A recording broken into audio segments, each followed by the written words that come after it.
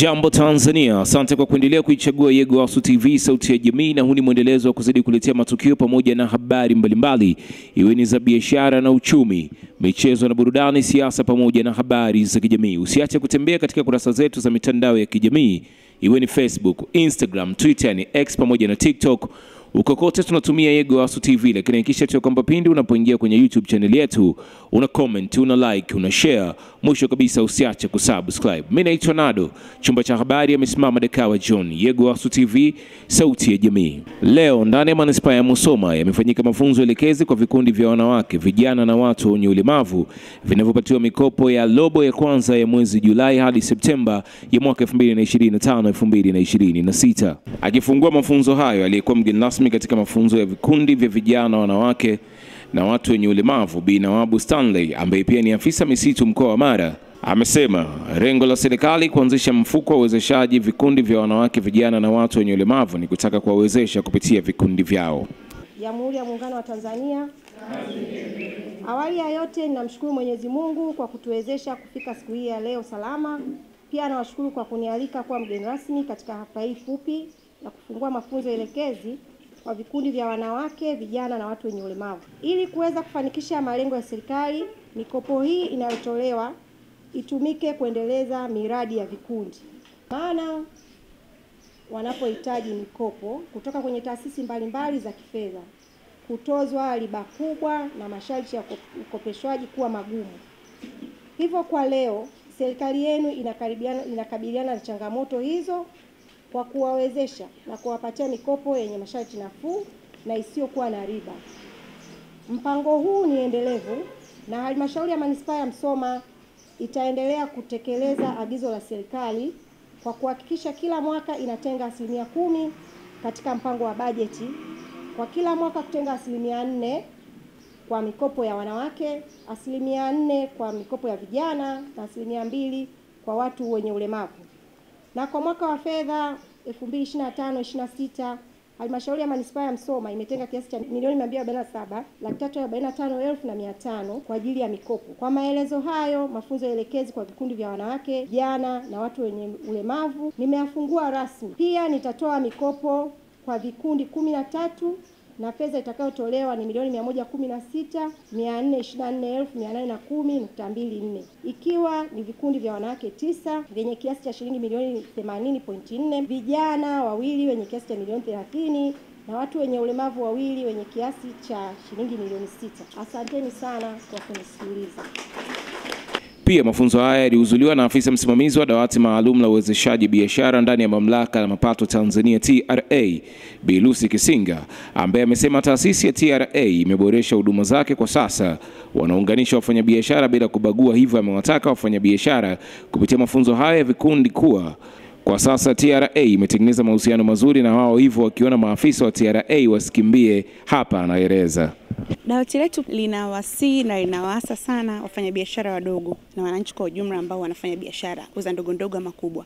TRA inapopita mtaani kwa ajili ya kukagua na kuongea na wafanyabiashara, wasikimbie maafisa TRA. Kwa sababu dhumuni sio pale kwenda pale kwa ajili ya kuwafanyia labda shida ama kufanya lolote kile ambalo halindani na biashara zao. Dhumuni ni kwenda kuwapa elimu sana sana. Kwa sababu sasa hivi tumejikita sana katika kutoa elimu ili tuweze kupata walipa kodi wengi ambao wanaelewa nini ambacho wanakifanya ndani ya TRA na ulipaji wao wa kodi. Kwa hiyo wasiwakimbie TRA. Dawati letu lipo kwa ajili ya kuwezesha mahusiano yetu sisi maafisa TRA pamoja na wafanyabiashara ili tuweze kuwa marafiki zaidi. Ofisi yetu ya mkoa ipo, managers wapo wanasikiliza. Kwa hiyo ukipata changamoto yoyote kama mfanyabiashara, fika kwenye dawati letu, fika katika ofisi zetu za TRA zilizopo hapa mkoa wa Mara na uweze kupata suluhisho changamoto zako. Tusikimbie TRA. Wakija pale ni kwa ajili ya kutoa elimu tu na sio kwa ajili ya kukandamiza wengine. Pia afisa mahesabu wa manispaa ya Musoma, ndugu Ramadhani Haji, amesisitiza faida ya elimu ya fedha kwa vikundi itakavyowasaidia kujua nini wanaingiza katika vikundi vyao. Ramadhani Rashid Haji ni afisa hesabu wa manispaa ya Musoma, pia ni mhasibu wa vikundi vya wanawake, vijana na watu wenye ulemavu. Leo tulikuwa tuna mafunzo kwa vikundi vya wanawake, vijana na watu wenye ulemavu, na tumetoa elimu hiyo ya fedha kwa ajili ya kuweza kuwawezesha wasipoteze rasilimali fedha. Hivyo tumetoa elimu hiyo kwa vikundi vyote vya wanawake, vijana na watu wenye ulemavu ambao vitapewa mkopo kwa robo hii ya kwanza kwa mwaka wa fedha 25/26. Tumetoa elimu hii kwa vikundi vyote na tumewapa faida pia ya matumizi ya fedha na matumizi ya mkopo huo. Tumewapa elimu ya fedha hiyo, jinsi ya kutumia fedha hizo na kuwa na ushirikiano mzuri kwenye matumizi ya fedha hizo. Na pia kuna madhara kutopata elimu kwa baadhi ya vikundi wasipopewa mafunzo, wasipopewa elimu ya fedha. Ndio pale inapotokea mgongano wa mawazo, mkanganyiko wa matumizi ya fedha hizo kwa hivyo vikundi.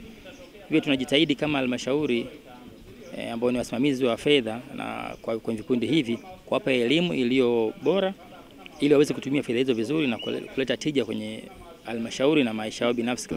Aidha, mratibu wa mikopo manispaa ya Musoma ndugu Togoi Mwinamira amesema mikopo hiyo inatolewa kwa awamu, hivyo vikundi ambavyo havijapokea awamu hii viwe na subira.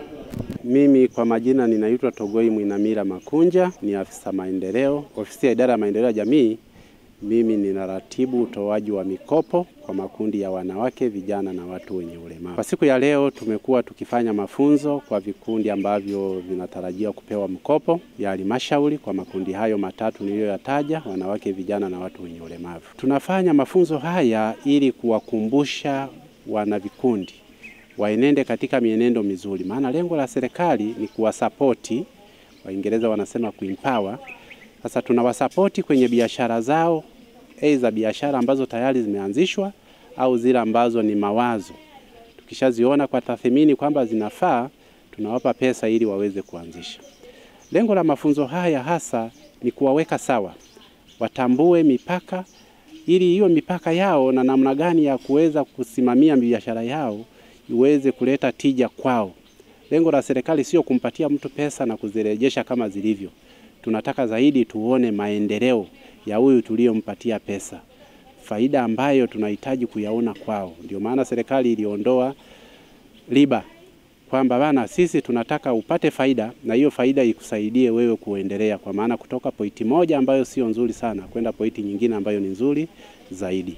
Kuna watu wanakata tamaa kwamba bana, sisi tunakata tamaa, tumeomba mara 2 mara 3 tunakosa. Hapana, ni kama tulivyosema kwamba huenda ukawagundua kwamba kuna miradi 100 ambayo inafaa kupewa mikopo, lakini wewe kama kwa uwezo wa halmashauri mna uwezo wa kuvipa vikundi 50 tu.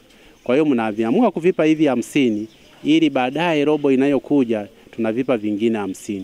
Sasa kumekuwa na watu kwamba wakishakosa window ya kwanza, dirisha la kwanza, wakikosa mkopo wanakata tamaa, wanavunja na vikundi na miradi inakufa. Tunapokuja sisi sasa, window hilo tulikuacha kwamba uendelee kuwepo wakati tunakusanya makusanyo mengine ili tuje kukupa dirisha lingine. Tunapokuja sasa kufanya tathmini ya tukupe dirisha lingine, tunakuta wewe tayari umeshakata tamaa, mradi ulishauacha. Kwa hiyo utabaki kulalamika kwamba upewi. Kumbe pengine ungevumilia na ukaendelea na ule mradi, tulikuwa tumekuwekea nafasi ya kuja kukupa wakati mwingine. Kwa idara ya maendeleo ya jamii manispaa ya Musoma, Bi Jacqueline Wanzagi amevitaka vikundi vyote vizingatie matumizi sahihi ya fedha kama maombi yao yanavyoelekeza. Kwa majina naitwa Jacqueline Wanzagi, mkuu wa idara maendeleo ya jamii manispaa ya Musoma. Siku ya leo tuna mafunzo elekezi kwa vikundi vya wanawake, vijana na watu wenye ulemavu vile vinavyoenda kupewa mkopo kwa robo ya kwanza 2025. Tuna jumla ya vikundi. Katika kundi la wanawake tuna vikundi 9, vijana vikundi 2, watu wenye ulemavu 2, ambao tunategemea kutoa mkopo wa milioni 116.4, ambapo kundi la wanawake wataenda kupewa milioni 80.4, kundi la vijana milioni 30 na watu wenye ulemavu milioni 6.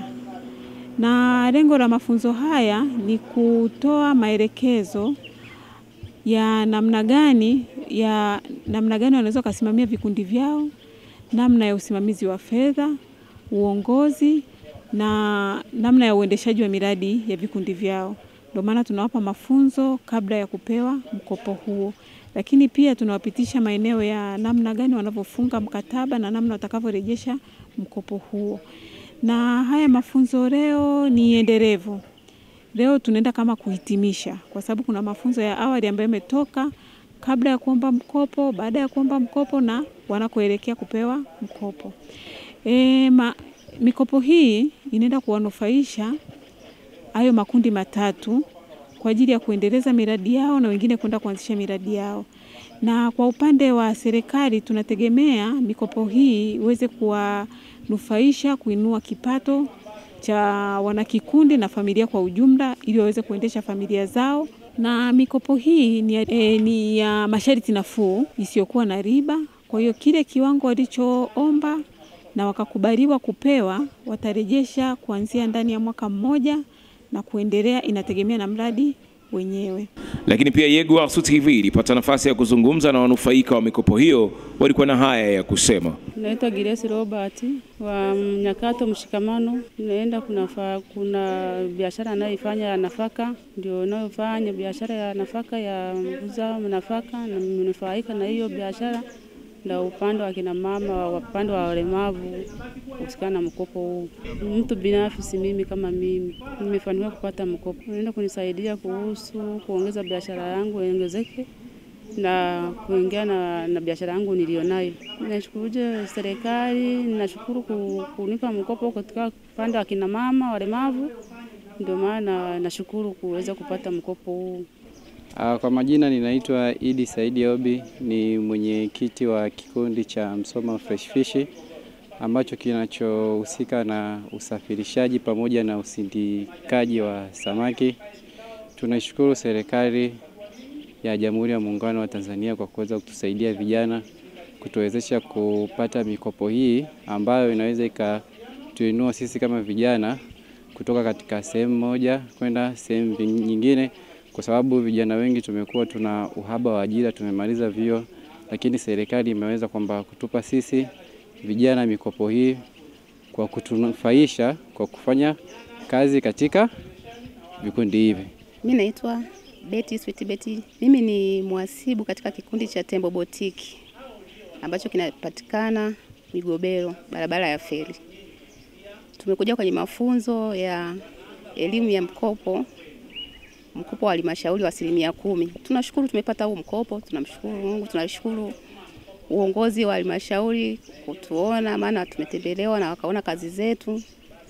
Tunashukuru wametoa huu mkopo, tunawashukuru sana pia, na wahimiza wakina mama waliokaa nyumbani na wakina mama ambao hawajui kama kuna hii fursa wajiunge katika vikundi ili waweze kupata huu mkopo ambao ni wa 10%.